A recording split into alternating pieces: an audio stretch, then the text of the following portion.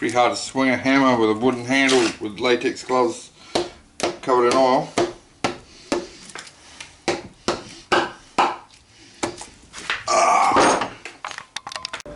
Hi, I'm Tangles.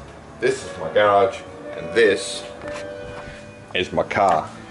Just a little test for the LSD. Just see how tight it is. If it's an open diff, when you do this, the other wheel should spin in the opposite direction. So you can see it spins in the same direction, spins in the same speed. Now, if I wedge that brick over there under that wheel.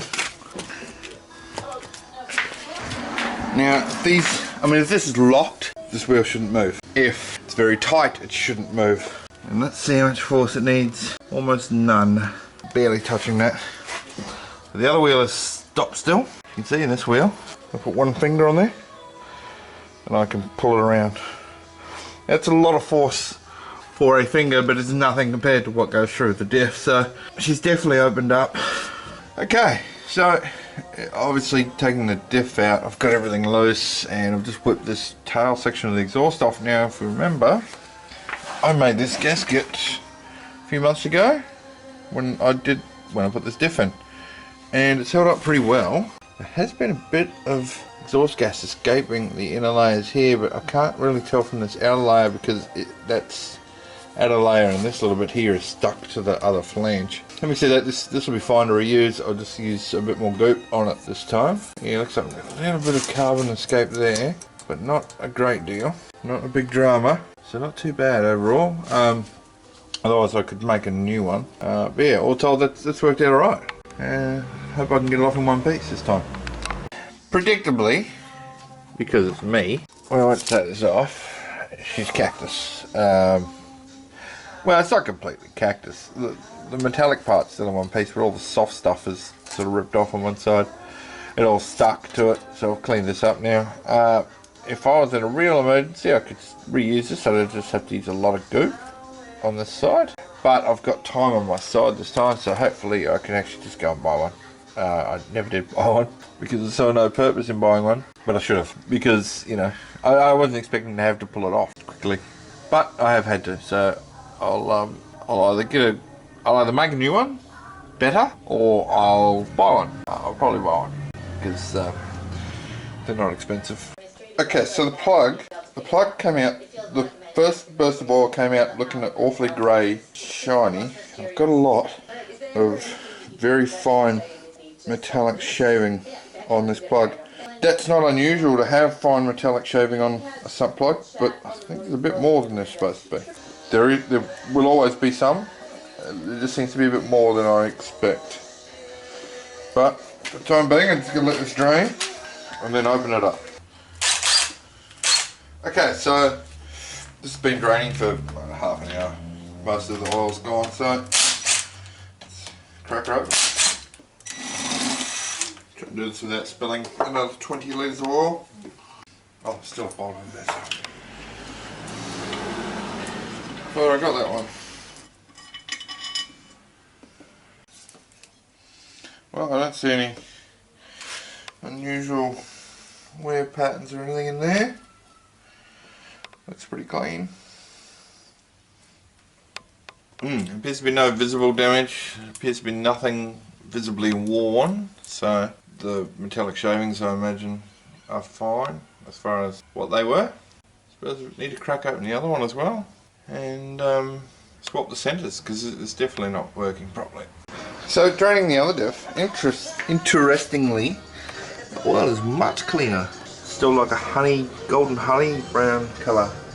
That could be a colour thing, like use and abuse, but I did drift with this a handful of times, and I did like Jap Nats and a handful of events with this diff in it. Before I swapped to that one, I put new oil in that one. This is your traditional oil colour, as opposed to black and silver, which was that one.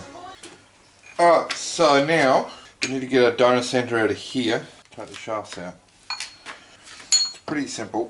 You just tap them out, hopefully.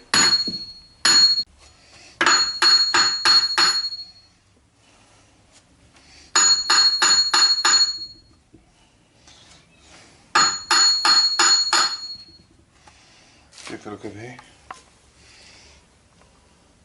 See, it's coming out nice and easy.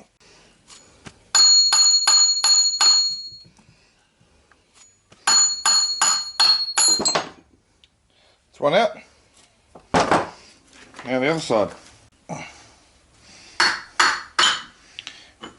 Boom.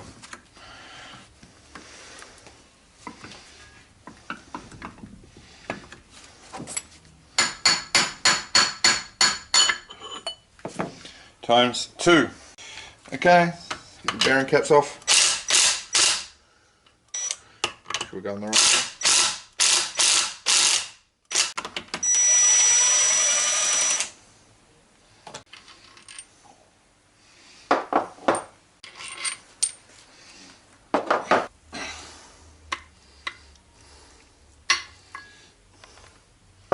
Got one. There we go.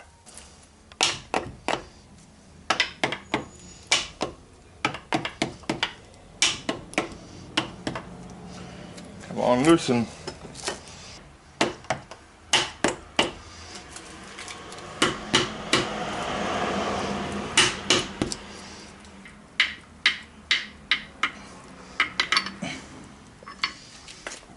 That way. Geez, there's no play at all in that. What I can see happening is getting it to go and just throwing it on the floor, which would be bad. I'm going. That's working. I'm sure there's an easier way. That has definitely made no progress whatsoever. Could have sworn it was doing more than just rotating the diff there.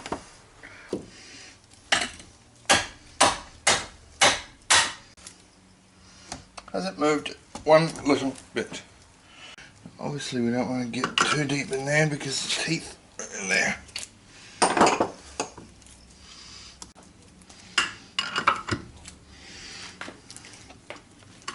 Need your hands too, mate. To get this is coming out quite a long way now, so I can't sort of get exactly how I had it. I had this bar in this hole against the case, in the hole on the underside, and this one here with a rubber mallet so I don't damage my tool. Can you show it, Ty? We're just tapping that, not very hard, and the diff is coming out. I should be able to jiggle it free from there without the rest of this contraption, hopefully. Pretty hard to swing a hammer with a wooden handle with latex gloves covered in oil.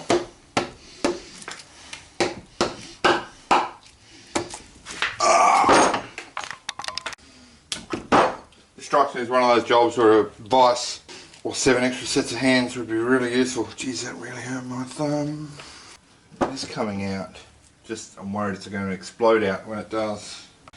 Okay, so the technique was sound. Just needed to, the extra hands hold the diff, and I just put the bar in under it and just tapped it out gently. So I got the roller bearings, bearing cases, caps, whatever you want to call them, and the shins. Maybe that's enough for tonight though. I'll do the other one tomorrow night. But that's the diff center out. So in theory, I undo the crown wheel. Actually, let's do that now.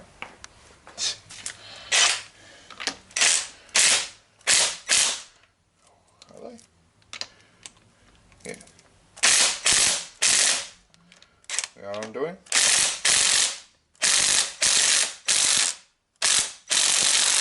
Okay, looks like I'm going to have to use the breaker bar.